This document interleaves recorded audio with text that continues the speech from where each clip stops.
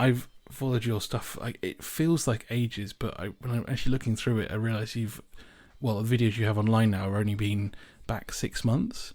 Something like that. Yeah, I think it was September was the first one.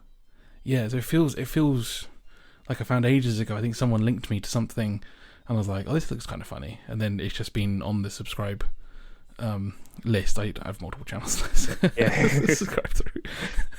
So I realized I hadn't subscribed through like my main one, but you're Right. subscribed on my other one. I'll just do that now, and then it's done. Hey, so another remember to do one it. for the algorithm. Thank you. So really kind of wanted to ask about your interest in the hobby, if that's all right. What kind of encouraged you to create videos, and how it's been to see essentially like a very fast growth in this sector. I mean, Warhammer traditionally isn't the biggest views out there, and some of your videos don't typically follow what people might see as like the YouTube length, and it's fascinating to see. So if you're okay talking about that, I'd really appreciate it. And my channel is tiny compared to yours.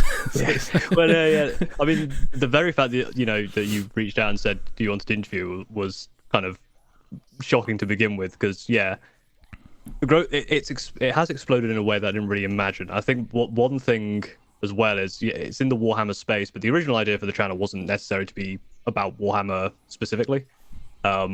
It's kind of turned out to be that most of it is about Warhammer, because it's got a decent amount of content you can mine from it. But in terms of like video making, that kind of stuff, I've been wanting to do. I really like comedy and stuff like that. I've been making videos on various channels for many years. A lot of them are just like let's plays where I will do a little bit of funny editing here and there. Nothing major, nothing like kind of blew up or anything. But I wanted to kind of discuss. It was kind of two parts then. It was. I like doing video editing, but I didn't really have an outlet for it. I had a lot of hobbies that I was doing and kind of jumping between, where they kind of go somewhere, then I just stop and then never do them again. There's just nothing to show for it. So I had this idea for a channel of essentially, that's why it's called Paul is Bad at Stuff, because essentially it would be about the hobbies that I do, funny videos about those hobbies, and at least even if I then stop that hobby, at least there's something to show for it on a video. And also that video is also video editing is another hobby, so that also fills that niche. And at the time, I was doing a load of Warhammer.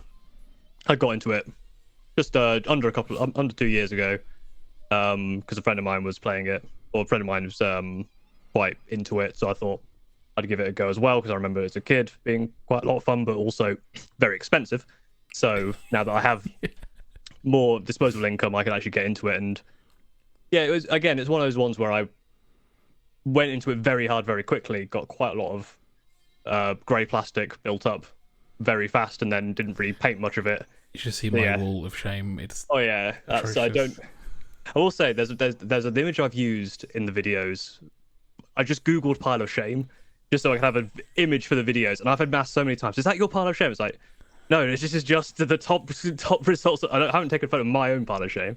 But it's been so often. Yeah, it's been so often that I've been like, I should stop using that image, because people think I've got this like massive pile of second edition fancy stuff, which I don't. I have just less interesting things.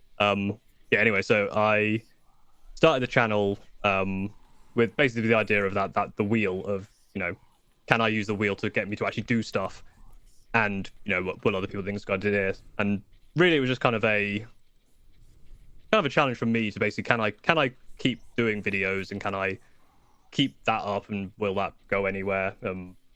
Challenge for myself in that regard. So that's kind of how I got into it. I wasn't expecting it to be this successful, and I am quite happy it is. I was honestly I was thinking, I'll do a bit of Warhammer, I'll do a bit of D&D, a bit about speedrunning, a bit about video games, that kind of stuff. But the fact that the Warhammer stuff kind of hobbies. The Warhammer stuff kind of blew up so much, kind of suddenly as well. I think the thing that bothered me when it did blow up originally was I put a lot of effort into these videos. Sometimes it take a few days or a week or so. And when they announced the Christmas boxes, I was like, okay, they've announced these Christmas boxes. I did a video that took me 30 minutes to make. Of just, this is the I can't stop buying Warhammer one. Yeah, it is. It took me 30 minutes to make that video, and it went like that one was the one that went viral. I looked at it and went, I'm spending all this effort doing all these other videos, and they got more views than I expected. Then this one was getting like 1,000. So I was like, well, I should stop putting effort. I should just do the 30-minute easy videos. But that was the one that started taking off, and then I think a few of the other ones that got a lot of success. One of the I think it was the Death Guard versus Drukhari. The mistake in the first move, was that one? First move one, yeah, that went up, and then the recent one with the Screaming Ravens, that one, I was just watching that one, and it just went like 7,000 views in the first like hour or so. I was like, what the hell is going on? Why is this one? At time of recording is like 62,000. Oh yeah, it's massive. Yeah, the one I did recently at time of recording is about 20,000. And yeah, I loved that one, honestly. Yeah, that one, yeah. That's the thing for me as well. I mean, to be honest with you, I took a little bit more from the end of that video. In case anyone listening, it's a biggest pet peeve about models wearing helmets. And my original reason for most of my armies have helmets is because I don't want to paint faces. Yeah. But I completely agree with your view there. Why would you go to war with these massive things? Yeah. Again, it's also one of those things as well where it's kind of like, because a lot of the videos are they're meant to be comedic, so some of it there's truth to it, then obviously it's exaggerated, so like it doesn't bother me that much they don't wear helmets, but again it's I don't like painting faces, and it's one of those ones where if you really do think about it, it doesn't make a lot of sense. I mean, people were in the comments going stuff like, they got iron halos or whatever kind of force field, in which case why not go naked if you've got a force field and you don't need to be lumbering any armor at all. Again, it's one of those things where he said, but Tyranids don't wear helmets, and I was like, I need to find a conversion now of a Tyranid wearing a helmet. Yeah, just put a bucket, Tyranids with buckets on their heads, that'll help. But again, it's one of those things that I think with because I play a lot of D&D, or haven't for a little while, but I DM quite a lot, and it's one of those things where whenever I'm designing or doing any sort of world building, and it's that thing where it's just like, there's all this magic in this world. Why are there farmers? Because there's a spell called create food and water. Why aren't people just getting all their clerics just to create food and water? Why are we even bothering with farming? Or even just create water? It's like, why do we have any sort of like aqueduct system when you could just have a bunch of wizards doing create water? Just it becomes very the world down, yeah. Yeah, you start doing that, and it becomes very, very silly. And again, it's one of those things where I kind of get into hobbies where, with my, because I got ADHD, I was diagnosed like just at the start of 2020. Oh, really? Yeah, which helps. Again, that was part of the reason doing the channel, was again the challenge to see if I could kind of stick with something. But yeah, it's one of those things where, like with Warhammer, where I kind of started and just bought a lot of stuff very quickly. There are some things that I start going down rabbit holes with for like a few weeks and then just stop suddenly. Like I started learning Blender a couple of years ago. Like 6 weeks, stopped that entirely, forgot everything about it. Probably would need to start again. Did that with games. Good for 3D printing, and Yeah, exactly. If I remembered that, it'd be great. But like Unity, I did some game development stuff. Again, forgot all that. When I was doing the kind of D&D world building stuff, I went into a massive rabbit hole of trying to work out within a region all of the lords and their taxes and like all of the kind of that stuff. And I did that for about a month, and I went, I'm bored of that now. Again, this is kind of the point of the channel. If I had a channel where I could go through and have like a comedic, here's all the tax bollocks in my world of D&D, then I could try and make funny. Then at least there's something tangible at the end of it. And I think that's kind of again with this. It's like it's part having something tangible if I fall off something, but also there's the element of the kind of having can't really think of the word now. Someone to kind of basically keep me honest, or the word, but that. But then in a way, by the fact of you're forcing yourself to animate each time and make a video and all these elements, everything that you're learning through that, you're having to utilize again. I mean, I haven't taught myself Blender like yourself, but I imagine if I was using it then every day, it's hard to forget because you're having to keep digging it out. That's exactly the point. Like say, you haven't learned Blender. Really, I haven't learned Blender because I've got it all, and because I'm not using those skills.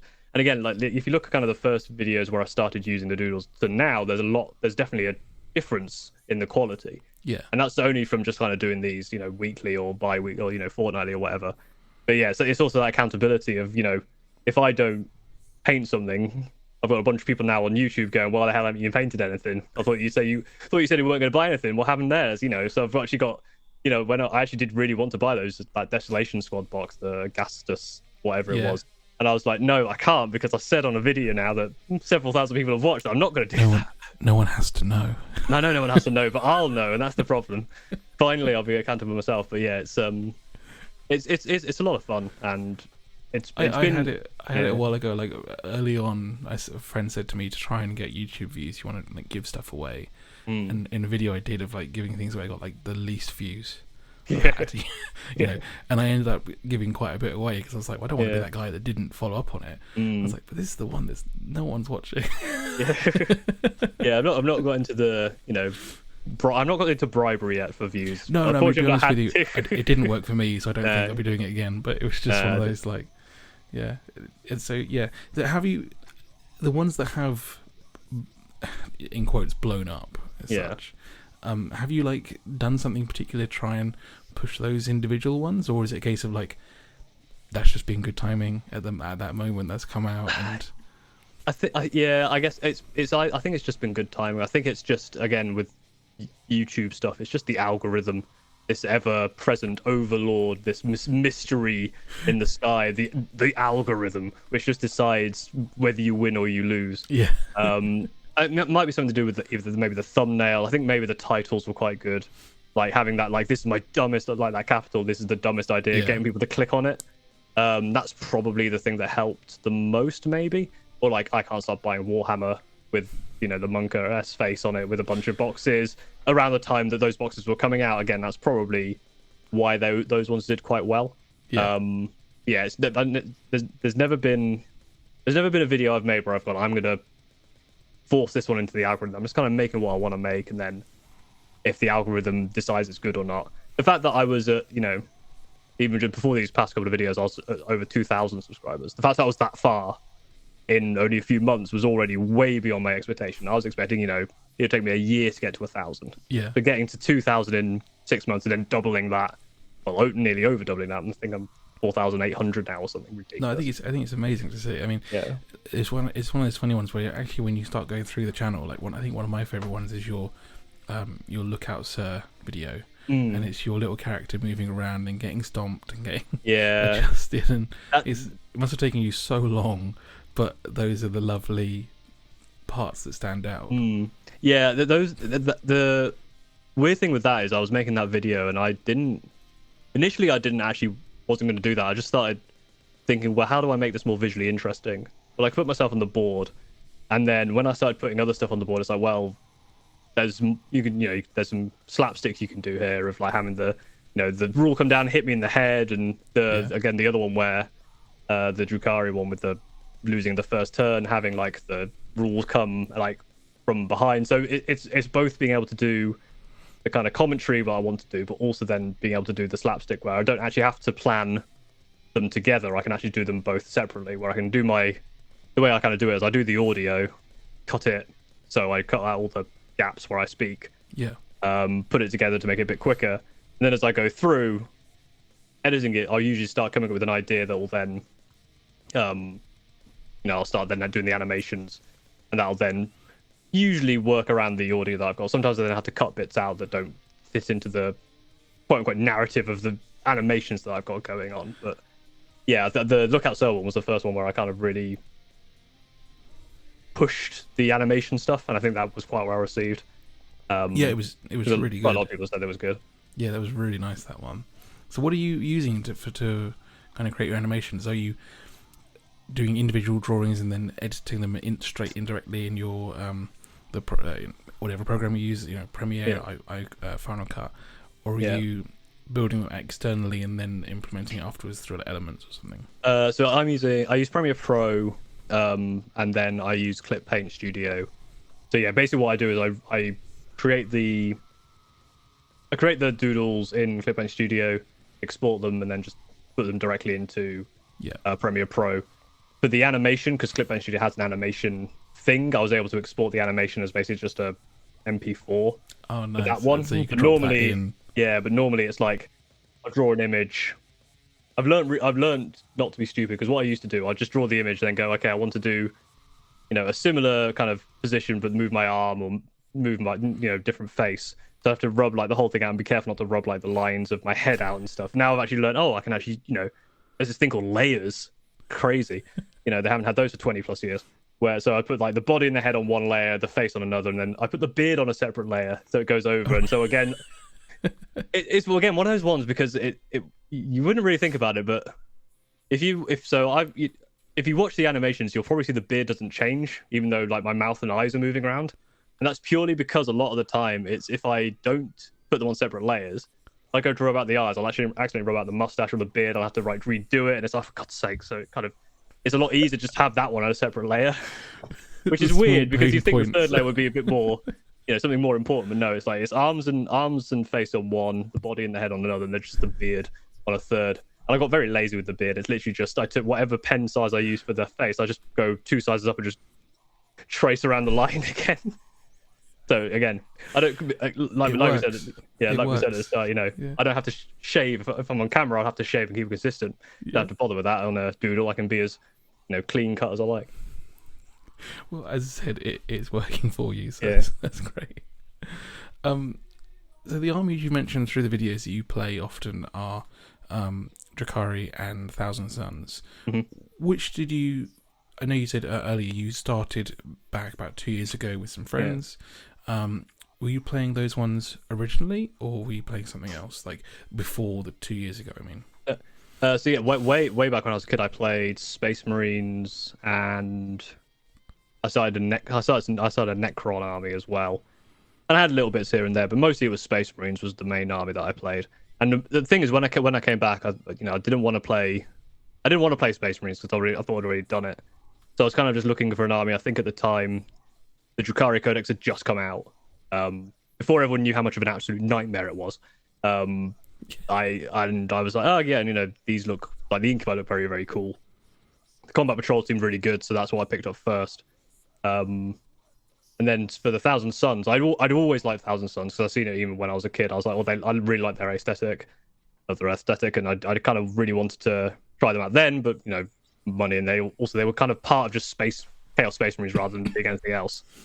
But then again, as around when I started, I think after Drukhari there was maybe one release, then it was the Hex Firebox. Yes. And that was like, and then a friend of mine wanted the Grey Knight size, so I was like, okay, well, split that in half, and that's easy. So that's how I got into the Thousand Sons. Like I said, that one video, terrible mistakes because Drukhari are fiddly as all hell. Thousand Sons, I don't know what they were thinking, but anyone could paint one of those bloody things because of the bloody lines. That was part of the video. So I took Thousand Sons to Nottingham. All right. I don't know if you can see it on the camera, but that's mine. Oh, yeah. So I do a cheat. Oh, nice. Total That's cheat very method. cool, though. And then I just magnetize everything to make it easy. But I cheat my armies. I don't because I know that I won't get them done if I have them like properly. Yeah, that's the thing because I've never tried any sort of competitive, and I've played very few games, so I've not had to worry about the points you get for actually having them painted. Yeah. But at some point, maybe down the line, I'll try and actually get an army together and maybe try some competitive because I like the game of 40k. Because I do like I do like strategy. I'm not very good at it, but I do like it. And I like the complexity that comes with 40k. But I'll make a point. It's very I'm not saying I'm very good either.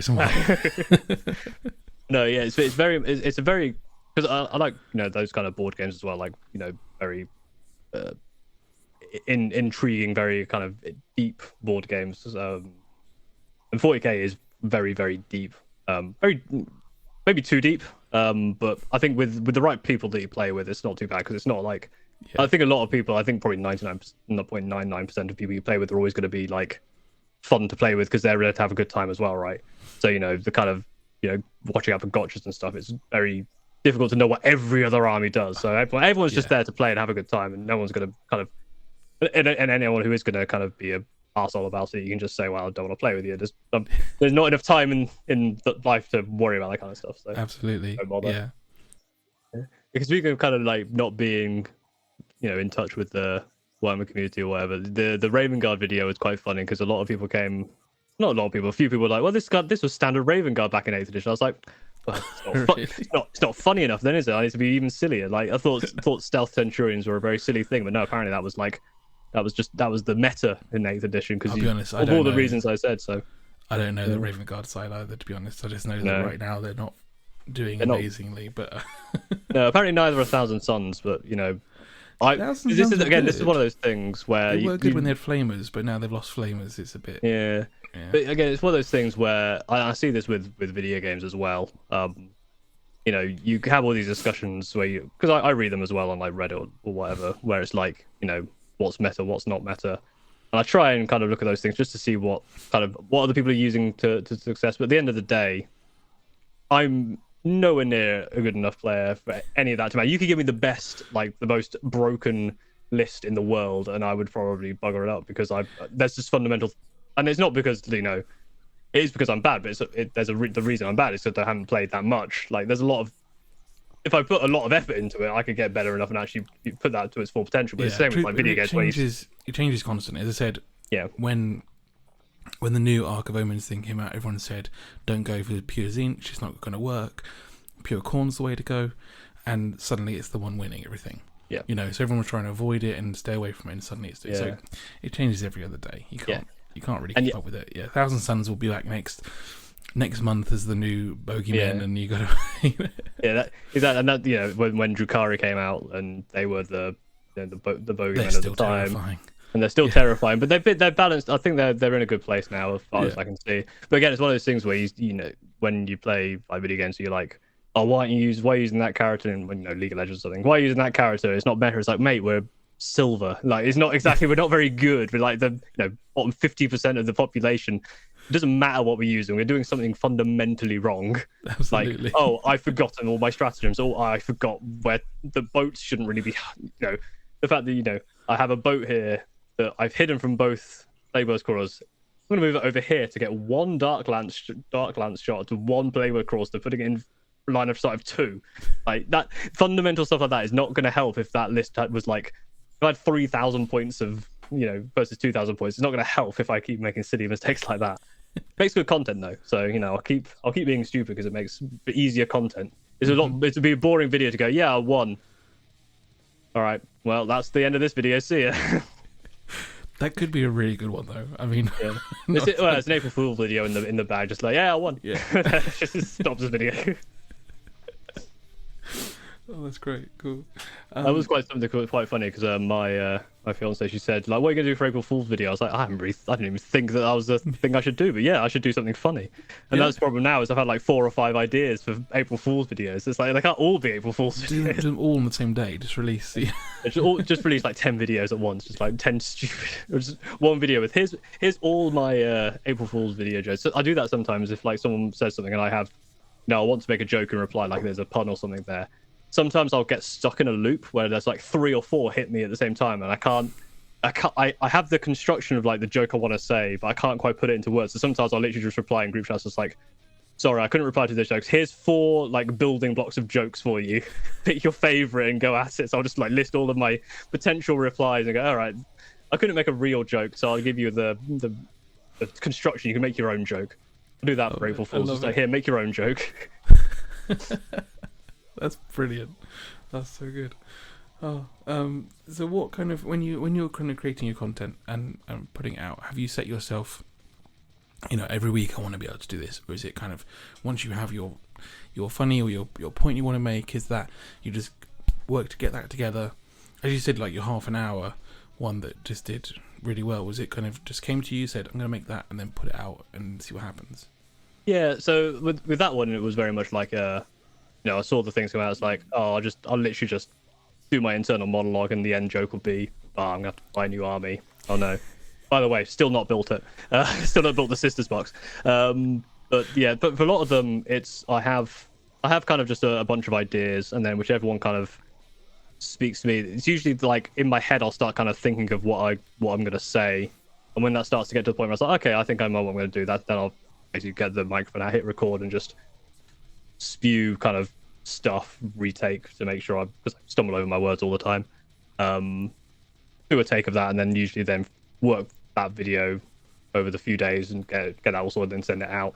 There's not really a kind of this week I wasn't like, this week I want to do a video about helmets. I was just like, I literally was just building my incursors, and I was like, well, I'm using the infiltrator helmet.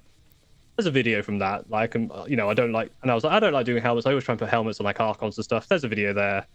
Thought about it a bit more, and then that's where it came from. The Raven Guard one as well. It was just like, to be honest, the Raven Guard one was more, I haven't got a really good idea, but I want to talk about my Raven Guard successor army. So I'll do that one now while I've got no good ideas. And again, 60,000 views. Who thought? It's the one that's doing really well. Yeah, exactly. And again, I've got ideas here and there, but I think one of the issues at the moment is gonna happen is, the number of ideas that I've got, some of them require me to actually do some painting. Like one of the ideas I see. I had is basically like doing one about slap drops. Like, does slap drop actually work? I actually have to go away and, you know, do some painting to actually try it before I can make that video. But again, there's ideas around that where it's just like ideas I want to do but require some setup, which is why stuff like helmets is so easy, because it's just like I don't need to make a helmet. I can just say helmets are very smart. You know, safety first, kids. You know, that's an easy video to make. I don't need to paint something for that. So I think yeah, my ideas are just kind of whatever I kind of want to do, whatever I have been doing, kind of related to something I've been doing. The ones about games are always easy because it's just, I played a game, I took some pictures, I did something fundamentally silly, I can turn that into a video. They're the ones quite easy. The problem is I don't play enough games to. But those ones are really. I mean, on a fundamental level of training people, the idea of losing your first game in the first turn, for example, that one, it's really good. It's really informative, and you watch it and you go, absolutely, everything in that makes complete sense. I mean, so when I first started learning more, I was watching a lot of Glasshammer with Manny and talking about where he places his first drops, and you go, that's so much thinking. Yeah, that's the thing. But from your side, it was like, it kind of starts becoming clear, and because, as you said, it's a short video, it's something you can really quickly go through your phone and just watch that, and it just has all the messaging in it. It was really useful. Yeah, that's the thing. I like the idea of having videos that are both useful and funny. Yeah. And even if that kind of even stuff like the wheel idea, it's like, even that's could be useful. You know, a couple of people have said they want to try that themselves and like do the wheel to kind of keep them motivated. So it's like always having something that people could find useful, but also making sure that it's not all information. Because if I'm just kind of giving you information, it's probably wrong, is the thing. So I've got to put the funny spin on it to make it so that, you know, you understand that there's some truth to it. But to actually, if you wanted some really in-depth analysis of a game, my video is not the right one. But if you wanted to just understand, like, oh, hey, I'm a new player. Oh, this person made this mistake. Look out. So if that sticks to your mind of you going, oh, I watched that video of that weird, funny little doodle telling me about Lookout Sir, I should check Lookout Sir. If that's useful, I think it might be. That's where I kind of want to. Yeah. That's the kind of space I want to be in, especially with the game, like analysis game ones. That's kind of the area I want to be, being informative enough that you kind of have something in your head that you can think about in the back of your mind, but then being funny to get it to stick, rather than just being, Lookout Sir is a rule about blah blah blah blah blah blah blah, and you just go, okay, yeah, I read the rule book, blah blah blah. Yeah. I think it's the stuff you're putting out is brilliant, and it's fascinating, and as I said, there's that thing of like the normal kind of subscriber count you'd have. I'm surprised YouTube's kind of gone, here you go, check this guy out. But I'm so glad it did, because you're bringing up great stuff, and it's going to grow so fast. I mean, literally, I refreshed the page, and you've already gone up another 0.1 subscriber. You know, so your phone is probably just like flying off with it. That's one thing I did do. I turn off notifications for a lot of things. So I don't like my phone just bleeding over. Yeah, it's very close to 4,800 at the moment, which is pretty nuts. The thing, that was the thing, is because normally when I released videos, like, I would always, at least the first day, any comment I'd probably either heart or reply to.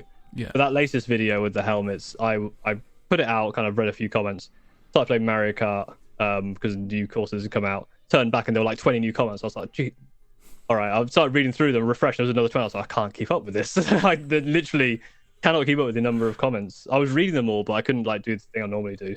And I was just, it's got almost 400 comments on that video. And I was just like, God, that's a lot of people talking, and which is really good. It's exactly what I want.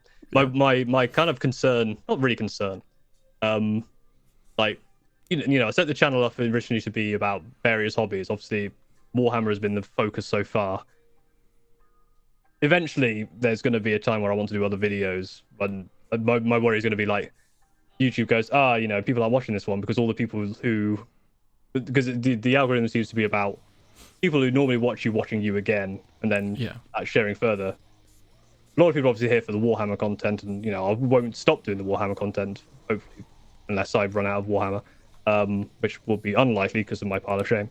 But it's one of those things where with this you have a reason to buy more, and exactly, eventually, but once the monetization kicks in, if they can bloody sort my AdSense account out, because it's taken them ages to sort that out, it can be a tax write-off. I can say, it's a business expense because I could just use that. They can use the ad money to just buy more Warhammer. Nice. But, so that still hasn't come through from YouTube then? Well, yeah, because the AdSense stuff is like you sign your soul away in part 1, of course, and then you set up the AdSense account and they approve it or whatever, and then they have to do the checking of your channel to make sure you're not using naughty words, or summoning Satan or whatever.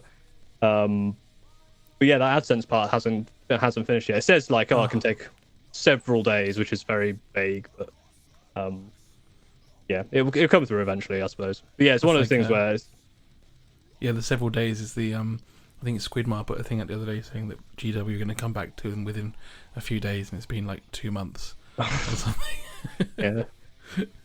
Yeah. So I mean, I'm just waiting for that. At the end of the day, it's not like fortunately, I don't need the revenue stream, but it would be nice to get a bit of. It's something that would be nice. It'd be a nice bonus, and eventually, if this takes off completely like over the top, it'd be nice to maybe make a career out of comedy, because that's the thing I've always wanted to do. Yeah. But it's the fact that it's this far is incredible. I'm very thankful for all the support from people like yourself. So long may it continue. I know my painting is horrendously inefficient, and it's annoying because I like being fairly efficient as a person, just because I'm I don't know, part of it might be just ADHD, but a lot of it is just like, no, everything needs to be done because I want to be efficient, so I make sure that all of my hobbies are all at once. So I video edit, Warhammer, all this stuff all at once, but then when I actually do the painting, it takes me so long to actually get anywhere. And it's stuff like, I could go through and do like 5 models and do all of the armor and then all of this, all of that, but I don't like doing that. I don't know why. I do it sometimes. It's just one of those things where my painting workflow is still kind of being developed somewhat. I think a lot of it is just because I want to. It's something, again, I've had an idea for kind of some video stuff around this, but it's one of those things where for a lot of hobbies where you're trying to learn it and kind of improve and practice, you have a lot of kind of leeway in terms of making mistakes. So again, like speedrunning, something I was doing today actually.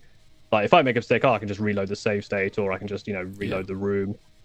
Painting, it's very difficult to reload the model once you've made a mistake, and it's like, now I've got to like redo this, and it's one of those things where. So I found this new stripper called. I'll send it to your messenger. Honestly, my friend sold me his old Dominus Knight, and if you can see that, stripped it right back to grey within 5 minutes. Wow. So if ever you have that issue, it's so good. Well, that is the reload state that I need. Yeah. I made a mistake into the dip. You go right back to grey. I've got another Knight in there at the moment, still being stripped because mine Knight's currently grey as well. I go for complete cheat, honestly. Yeah. So like, one of the videos I'm working on at the moment is painting an entire Tau army with 4 paints. And because I can't be bothered. I don't want. I just want to. That's the thing. It's one of those things with painting that I think, again, this could also be a video. These kind of ideas. It's just like I want an army. Painting is kind of a pain in the ass, but also when I do want to paint, I want to do it like well. I do have a problem of letting perfect be the enemy of good, where it's like, that's not quite how I want it to look. It's like, by the end of the day, I've been looking at it with it right up to my face for like an hour, where if I just put it down, and I do this all the time, I come back the next day, it's like, I can't actually remember the mistakes I made. I can't even see them. Plus, I mean, depending on the army you've got, I mean, especially with like Dark Elder, you've got thousands of little models. Yeah, exactly. That's exactly the thing. It's like, no one's going to be looking for the one, the one Cavalite warrior that you've made a mistake on, because they can't bloody see it because they're so small, and they're moving them around. It's just there's stuff that you can do. The stuff that you can do is going to be a lot more efficient to making your your models look nice, like actually doing something with the bases rather than just leaving them unpainted. That's going to do a lot more than just fixing that tiny little extra bit. I found this like fake grass stuff. It's everything. That's the stuff that I got. I made the video on that gamer's grass stuff. Yeah, I bought a sponge of that. So it's on this guy. I got a blue one. Yeah. On a snow base. Yeah, I've got that blue one on the squigs. It's so good. And it was just game changing, because I was just like, I never knew what to do with bases. The fact that you can just kind of stick them on, it's so nice. That's the thing. Is one of the things that always kind of, whenever I kind of think about doing painting, it's like, oh, I've got to do the bases. Now it's like, oh, the bases are easy. That's fine. I've just got to do the rest of it. So there's always something I don't look forward to. It's not the bases anymore. It's now the rest of it. Yeah. Yeah, you got to find your own cheat things. Yeah. So. It's one of those hobbies which is quite interesting. When you really kind of think about it, there's a lot of aspects of just various different things that you can really change, and just even stuff like even just the position of where your paints are. Mm-hmm. Like I put instead of having my paints on a shelf behind me, my paints now in a drawer in my desk. That just small change is massive in terms of just like looking at a model and going, oh, I need to put some blue on it. Oh, but the blue's all the way on that shelf over there. I can't be arsed, so I won't bother. Compared to, I can just look in this drawer and actually get some blue. So, here. I don't know if you can see exactly. This. They're just right here. So with all the sprues that I really should be sorting through. Now that you can recycle sprues, I for some reason, and again, I don't know why I did this. I was like, I'll keep all my sprues. Like I'll go through every so often. I'll clip all the spare bits out, put them into a bits box, keep all the sprues, because I could turn them into terrain or something. Yeah. Am I ever gonna hell do that? No, absolutely bloody not. Like I'm barely getting through the stuff I'm doing. I've now just got a box of bloody old sprues. At least I can recycle really good them for now. Sprue glue, but that's about it. And I can tell next year GW is going to release their own sprue glue. Just they're going to go, oh look, we've got this. We're going to sell it to you for a tenner. Yeah. But what is sprue? Is it just melted down sprue? Yeah, essentially. So you get this is the normal Tamiya glue, and when you've got it maybe like halfway down, you cut bits of glue in sprue into it, and it ends up as this really horrible grey. Like it's not even not even moving, and you use it to fill gaps. So that it's really messy to use, but a little bit of patience and stuff, and you just fill any gaps you've got, and it does it. Yeah. Right, that's really good. That's a good idea. So I just use that. I don't use it all the time, but it's another tool in the collection of random shit in this room. So. Yeah, that is the thing. There's a lot of like just stuff that every so often I kind of look at the kind of boxes I have. It's like, why do I have that again? Like, why do I have the Beastnagger Boys box set when that came out? Why did I buy that again? It's like, why did I buy the Lees of Votan bloody box when that came out? What the? It's like I saw it. I was like, Lees of Votan. Okay, I have no interest in Lees of Votan. Why the hell did I buy this? I've been trying to like stick to one of each army, like Chaos, Xenos, Imperial, and then I was like, oh, I've actually got 2 Imperial. Oh no, but then they suit really well with this other one. No, I've got to stop. Yeah, exactly.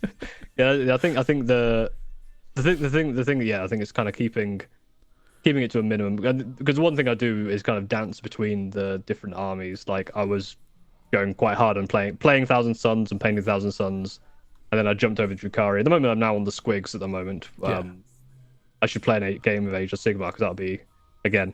But I guess the one thing as well at the moment is like, instead of just being like, oh, I want to play Age of Sigmar, could be fun. It's like, I can play Age of Sigmar for content, because I've got to farm that content, which I'm sure all my friends are really loving me for that. Yeah. So no, Steve, you can't play that. You've got to play this because it's better for the content. No, it's again, it's something I'm quite interested in. Age of Sigmar should be quite fun to learn. So yeah, I've got Skaven and Disciples of Zinch for that.